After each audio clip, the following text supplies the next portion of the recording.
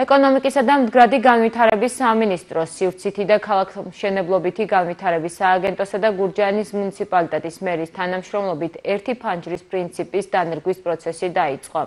იგი ითვალისწინებს ინფორმაციის საჯაროობას და ხელმისაწვდომობას.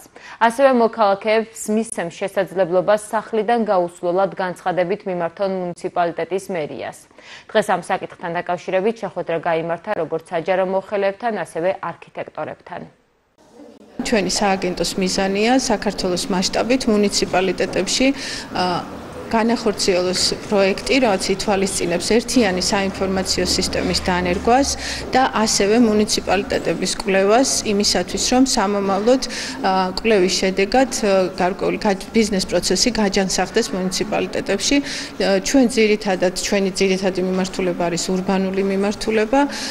უკვე ერთი კვირა ვიმყოფები გურჯაანის მუნიციპალიტეტში და ძალიან ესეთი წარმატებით მიდის ამ პროექტის განხორციელება.